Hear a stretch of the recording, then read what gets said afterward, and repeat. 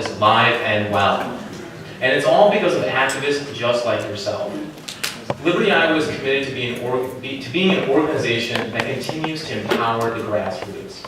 From our legislative committee that's been blocking the voicemail box of some of our state legislators, trying to protect us from things like not being droned, all the way to our marketing committee that continues to brand the Liberty Movement to become welcoming to new people into this ideology, to our data committee that's continuing to develop tools such as the Liberty Action Network that will continue to be able to give grassroots, precinct captains, county coordinators, the tools they need to be most effective in their counties. It's the Liberty Movement in Iowa that has first been able to see what it means to be blacked out by the media. In 2012, when a certain presidential candidate ran in the 2011 straw poll, in statistical time, the media decided to black out. It was the perseverance of this Iowa grassroots that stood up, that continued to say, we are going to continue to work. We will make the phone calls. We will knock on those doors. And we will do whatever it takes to make sure our message and our candidate regains that front runner status. To be able to continue that perseverance, this grassroots has done remarkable things. But before we talk about the future, before we talk about such great leaders like Ben Swan, we have to acknowledge some of those leaders that have continued to fight in our past, especially in the Golden Dome that's nearby. The first legislator that I want to introduce here today is Representative Jason Schultz. Now, Representative Jason Schultz is a farmer from Crawford County. He's married to Amy and has 2 daughters. It is for these 2 daughters that he fights. He's dedicated to preserving this republic. And he would like to today have you reach out and help him in this fight as well. Currently, Jason is serving in his 3rd term. He serves in the Economic Development Committee, the Budget Subcommittee, the chair of the Local Housing Committee, and the Local Governance Committee. With that, I want everyone here to give a loud welcome to Representative Jason Schultz.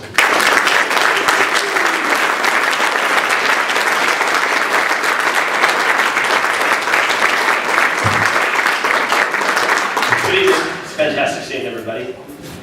Preserve the Republic. Did you catch that? How arrogant. Some short, fat, bald guy comes from western Iowa. And he comes in and says that he wants to preserve the Republic for you. You know, when Joel sent the email asking for a bio, something we can use to introduce you, I wrote that up because I was working on the ideas for this when I thought, well, let's just include that in. That'll be the opening. And I had a hard time hitting send. It's a pretty lofty phrase, to preserve the Republic. It's something a founding father, a historically known individual would do. This guy doesn't even have a cape. Well, ladies and gentlemen, there's a reason for that. There's a reason as we sit and think about our duty as citizens. If you look around the room here tonight, it's a fantastic looking crowd. Thank you all for turning out.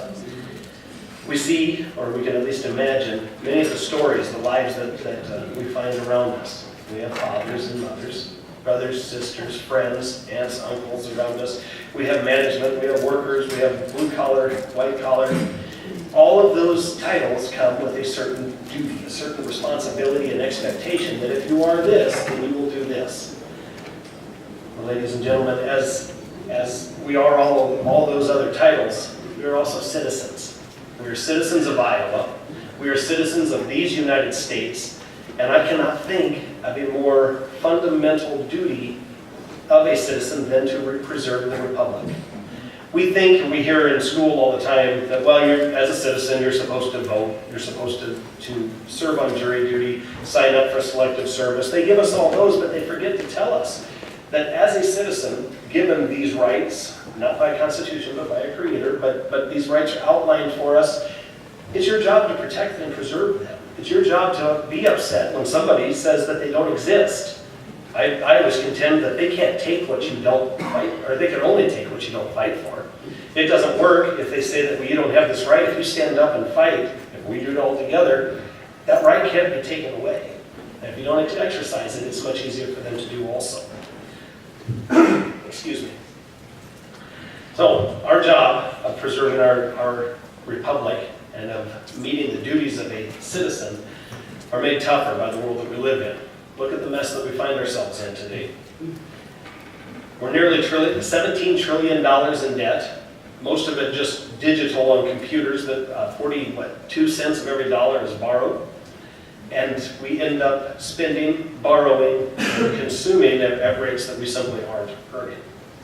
We have a federal government who works to restrict your right to keep and bear arms, and yet at the very same time works schemes to get those very same arms smuggled into Mexico for their own political gains and given to drug dealers. That's outside the purview of any lawful government. Our Internal Revenue Service makes decisions about who to audit and who to give preferential tax treatment based on simply political positions held by an entity. Unlawful, nothing that a valid authoritative or with a valid authority a government would do. The National Security Agency oversees a widespread program tracking your movements and communications. Then they lie about how much information they have, and when they're called on that, they tell us that, well, you don't have to worry because if you don't do anything suspicious, we won't use it anyway. Absolutely unforgivable. How did we come to this point? How did we fall so far that we as a society have accepted that we are owned by this government and must obey as children used to obey their parents? We forgot that we own ourselves. Or this is the time when I say I'm a Christian, I am owned by God, and therefore I actually have a duty of responsibility higher to Him than to any government. As long as I do my job to Him, the government should be leaving me alone. But anyway, we find ourselves with a culture that believes we have a master. And that's discouraging and shameful. The fall of our culture, our society, has been so slow that it seems to have been lost from our collective memories. Only, it seems to me, in my experience, the bold warriors for liberty seem to be that generation who are the most senior, who say, this isn't the way it used to be. I didn't have to do this paperwork. I used to do my own farming. I used to raise my own livestock the way I wanted to. And if it didn't work, I'm the one who lost the money. And now they tell me how to do everything. And if I don't do the work, they give me a subsidy so that I can't fail. There's no pride in it. It's not proper. This isn't the way this is supposed to work. So, but recently our perceptions, and then I'm talking about even those we all know, these folks, we live among them and may be related to them, but recently our perceptions of the role and limits of the federal government have changed, haven't they? Even those that I'm talking about, our relatives, our friends, who always say that they wave their hands and they say, oh, it'll get better, don't worry, it always does. Even those folks are starting to get worried. I have folks back home in Western Iowa that are saying, you know how you used to talk about all this goofy stuff? I didn't think it would happen. And not that I'm a world-renowned forecaster, but the trend is easy to see. And now the folks who don't or didn't want to see the trend, they're seeing it, and they're getting nervous also. Well, enough of the doom and gloom. We didn't come here from or our way out. I want to offer some solutions. Do you remember the opening idea? Preserving the Republic, our job, our duty as a citizen. I'm going to offer something for you to think about on your way home. You see, I've given up on the federal government. I don't think it can be fixed. I believe that the situation in Washington is so dire that the number of those Congressman and Senator, the number of those who truly understand their role in government is so few, and those who are good are so outnumbered and so often anymore don't quite have the courage to do what is right. There are a few. We see them in the news. They stand out. But there aren't near enough of them. It's not going to work. So I ask you to look to the states. I can only speak for Iowa, serving as a representative for House District 18 currently. But our state can make a difference. And you, as citizens of that state, will be the fuel for that change. We need you to act now. My first offer, I guess, writing down through my list, is we need to repeal the U.S. Constitution's 17th Amendment. That is the direct election of senators.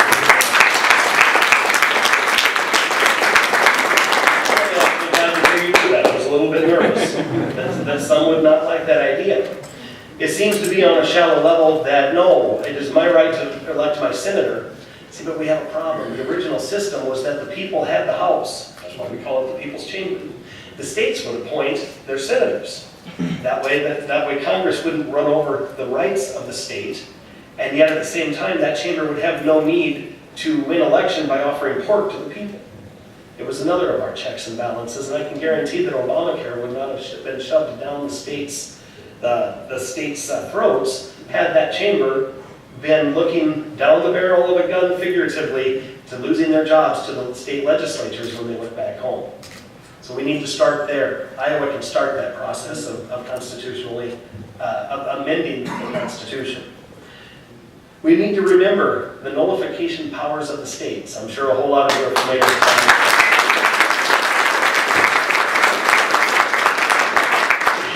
It is not, I'm not real proud of this analogy, but many of us, and we decry this in our culture, how many times have we seen a parent say, go pick that plate up? No. And then they stop.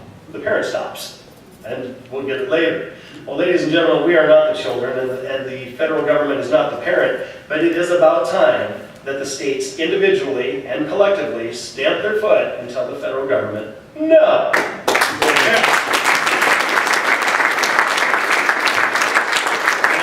Here's going to be the one that's a little bit trickier, and I want you to hold me to account and hold any of your politicians to account.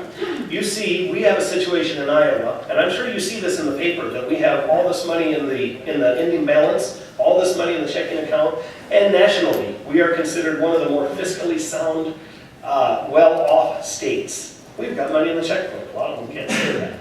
Well, the problem is that yes, we have, and it approaches $1 billion depending on the math, if you use reserves or not or whatever. Yeah, we may have close to $1 billion discretionary money out there. The trouble is that federally mandated and funded programs that the state administers bring in over $6 billion, $6.5 billion this last year. That means that while we may be bringing in, not that we're supposed to be a profit center, but we may be bringing in $1 billion extra dollars, Uncle Sam, Sugar Daddy, Uncle Sugar, is that how they put it? Sends us $6 billion for our people's loyalty. That's got to come to a stop. But that can't just happen with a snap of a thumb. What has to happen is your legislators, your representatives, your senators have to figure out that in the phrase federally funded, state administered, they're the administrators, that they get to set the rules. Now, I'm going to loop back around here just a little bit. When I offer these ideas, I hear, well, federal rules say you can't do that. Now, do you remember the stamping your foot and saying, no, we can do that. They're not going to stop the money because that, and I love the acronym, OPM, other people's money. It just happens to sound like a narcotic because I think that's almost one of God's tricks in the English language. OPM is necessary for the loyalty, the votes of the people for the federal government. They understand that if they shut off that spigot to teach the state a lesson, eventually the people will realize that they can survive. The sun will rise and the sun will set, and the federal government didn't have anything to do with it that day. That's one of the directions we have to go. So let's set up rules that discourage people. I'll just, off the top of my head, let's have rules that discourage people from staying on food stamps, staying on the other federally funded, state-administered welfare programs. Sure, they can have a hand up, but let's put rules in it that say that it's either been long enough or it was uncomfortable enough you wanted to go get a job, because it's miserable being on the world. So, the other process, and I mentioned this, but it kind of got looped in, begin the process of living within our own means. Now, one of the items that I'm talking about, that $6 billion that the federal government spends and sends to us, we have to come up with a way that we can trim down our own state government so we can either absorb some of those federal dollars, because you're all familiar with the Federal Reserve and what's about to happen. Someday that money is going to stop, and it's going to be scary. And it's going to be painful, and there's going to be some people, I don't know how some people won't lose their lives because they're dependent on that money for their very sustenance. It could be a nursing home, it could be, and it is scary. It is the leaders' jobs, and that I hope the leaders are your representatives and your senators, chosen by you because you see the direction we need to go. It's their job to see this coming and to set us up. We need to live within our means. We need to trim down our human services budget, build up maybe a reserve, although that makes me really nervous. Have any of you seen what happens to money when it's sitting in a pile in front of a politician? That makes me really nervous. But at the same time, if we're going to have to learn to live without $6 billion, We need men and women of character and fortitude who can look at a savings account, know that it's for a rainy day, and use it only after the rain gauge overfills. And it's gonna take courage, but it's gonna take citizens who understand. One of my favorite references is one of my favorite quotes, and now I'm embarrassed that I can't quote the British general from the Revolutionary War. After the first opening battles of the Revolution, or the Revolutionary War, was that they have men amongst them who know very well what they are about. Well, at the time they were only talking about men, and we have a lot of women in here, so I'm going to paraphrase it. Washington needs to understand that Iowa is very full of men and women who know very well what they are about. And they belong to yourself.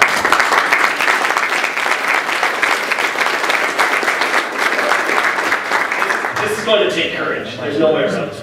I mean, it's going to be hard. And this is going to happen whether we like it or not. So it's going to be hard, so we need to steel ourselves. We need to find men and women who have iron in their spine, who don't need the job, and who don't mind losing the job if they make the hard, right decision. But now I'm going to come down to you. I need help. We have these people out there. I ask nightly that I be one of these individuals that deserve this type of support. But if you find this anywhere out there in the state, support them. Offer door knocking, volunteer opportunities like door knocking or being in a parade. Smile and present freedom as something that is offered and not forced on people. Support those people, get them into office, and then support them in a positive manner so that it is worth it to stand firm. That seems to be what we miss because we are so good at pounding on ourselves when we miss one step in the dance. So, ladies and gentlemen, with that, I'm going to step off, and Otto's coming on, but this is my only opportunity to say how proud I am of our next speaker. This is one of those women with iron in her spine. And nobody can say she's not courageous, but they can say they don't like everything she says. And many people in the establishment have said that. I'm very proud to have served with our next speaker, Kim Pearson. And I'm looking forward. So ladies and gentlemen, thank you for showing up. It makes a difference.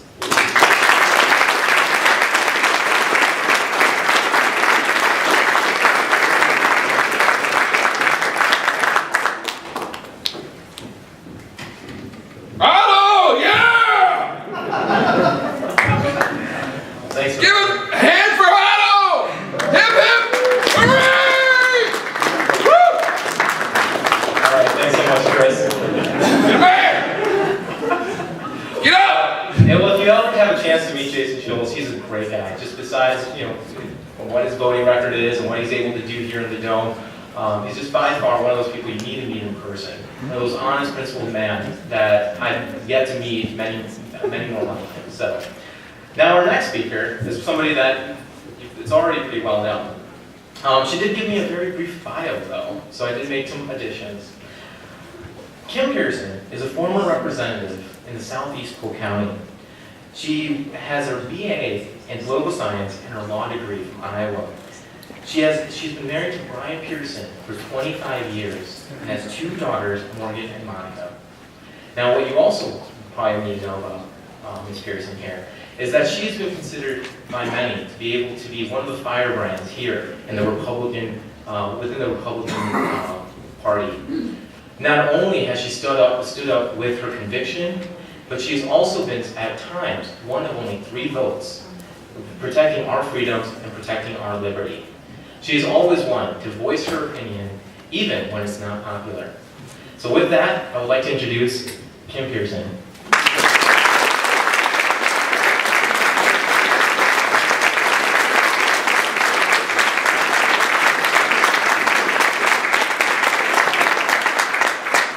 Thank you very much. It's an honor to be with you guys. You know, if you're paying attention, you must be furious, right? I mean, maybe you need to talk that alphabet soup, you know, the DOD, DOJ, DHS, NSA, you know, I could go on and on.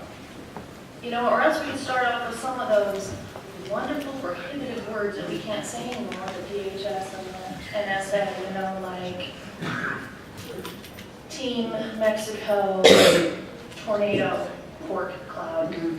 Yeah, there you go. You've got to be furious. one of my favorite founding fathers is Thomas Jefferson. And he said, when the people fear the government, there's tyranny. And when the government fears the people, there's liberty. And when I see this government, I just see brazen lawlessness. Now, we all know the famous words of the Declaration of Independence. You can probably say it with me. But we hold these truths to be self-evident. That all men are created equal, that they are endowed by their Creator with certain inalienable rights, that among these are life, liberty, and the pursuit of happiness. And that to secure these rights, governments are instituted among men, deriving their just powers from the consent of the governed. I don't know about you, but I'm ready to withdraw my consent.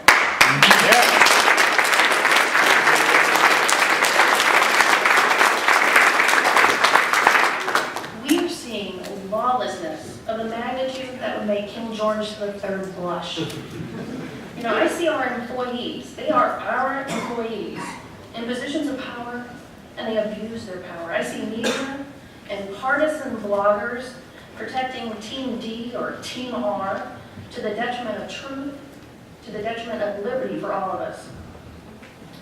We're in a nation of trouble, states in trouble. Even though you probably haven't heard that much from the bloggers or from the Des Moines Register. But let me give you a personal example. After the voters, the Iowa voters ousted the Supreme Court justices, the justices, the newly appointed justices, all went on this Love Me tour. And they were holding these meet and greets for legislators. And of course, now I have to go to that. One of the Supreme Court justices are there. I've got to find out, what are they thinking, what are they going to be like, right? So I go in there, and the House Judiciary Committee Chairman asked me, tell them about your TSA experience. I'm like, oh, yeah, that was fun.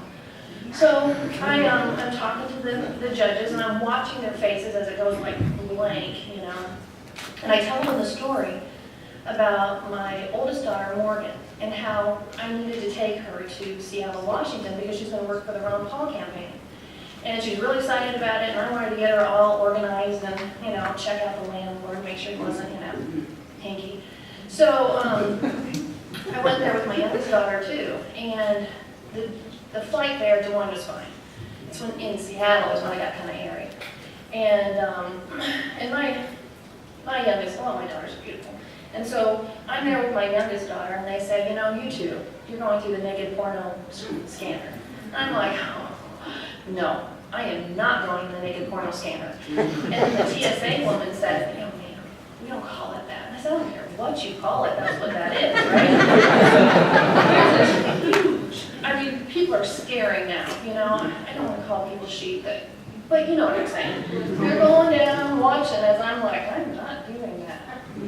So then they said, well, then you and your daughter need to step over here, and you're going to have a full and thorough pat down. I'm thinking, don't even try it. And as a mom, you're going to protect your daughter, right? You're going to protect your kids. So I said, you're not touching either one of us. She's like, calm down, I'm not going to do anything to you. I'm like, I know you're not going to do anything to me. You can't, you have no authority, no right to touch me. So that led to several poor TSA people coming and writing out the reports. And, it's in my permanent record now. Scary, right?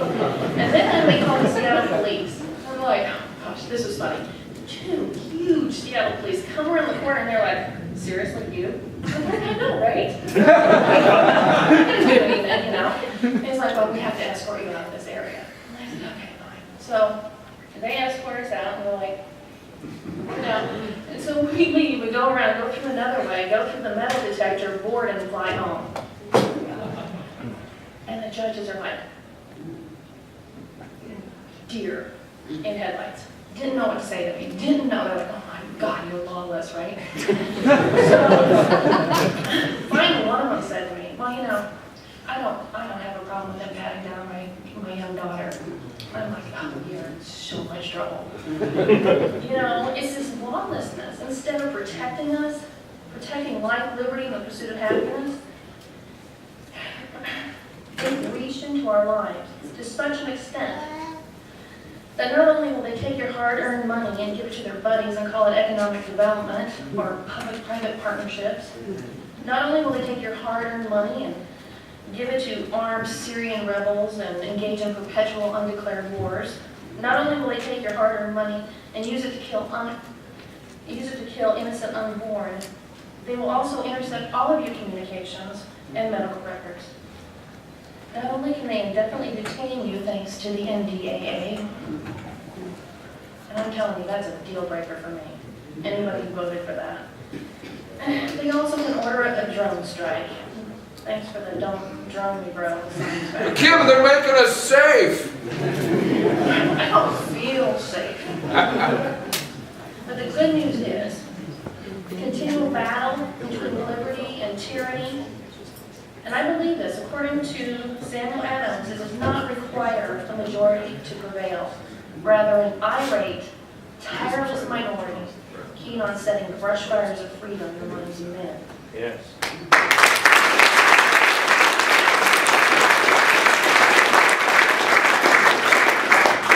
So we must not grow weary in setting those brush fires of freedom in the hearts and minds of men.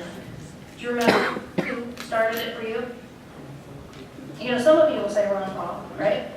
Some of them Ayn Rand, Patrick Henry, Judge Napolitano, Ben Swan. And mine is my Lord and Savior Jesus Christ. And while I know you might not share my faith, but we can certainly agree that the government is not God, and we must bind the government by the chains of the Constitution.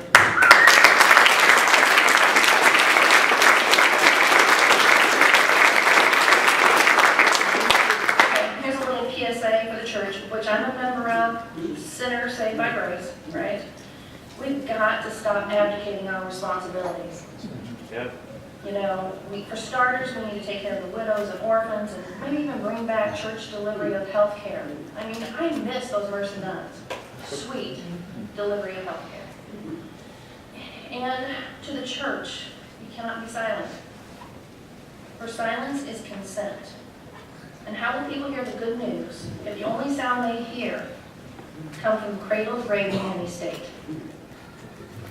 So, the church, don't think for one moment your silence will prevent the battle from coming to your door. So, back at it. We cannot be silent. We must expose the No truth silence. with integrity. If I talk about President Obama's treasonous kill list, if I talk about him killing of U.S. citizens without due process of law, then truth dictates that I must also talk about Bush's drone policies. I must talk about the new drone pilot training program in Des Moines. And the fact that Governor Branstad hired former CIA Interpol agent Brian London to act as Commissioner of Public Safety. Do y'all feel safe? No. Governor Branstad has remained silent to the unconstitutional provisions in the NDAA. Drone strikes on U.S. citizens, kill list, perpetual undeclared wars. And here's a thought, Governor. For starters, if it's an undeclared war, it's an unconstitutional war, bring our troops home.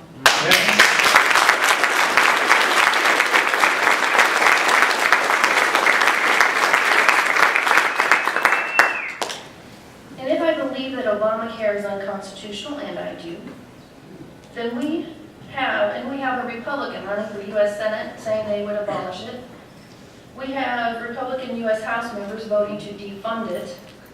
Then integrity dictates that we must say that Governor Branstad and 41 Iowa House Republicans working with 65 Iowa Democrats in the Senate and House all voted to implement Obamacare with Senate File 446. This happened May 23. Also in Senate File 446 was taxpayer funding of abortion. Both of those things in Senate File 446. And I know that Jason was out here and he's so humble and he's an amazing person. And I'm pleased to announce that he was one of 11 House Republicans that voted against taxpayer-funded abortion and against the implementation of Obamacare.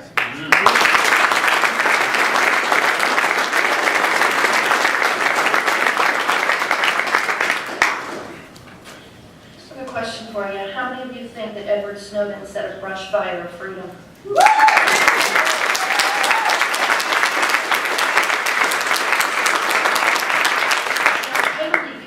show that Edward Snowden has done our nation a great service.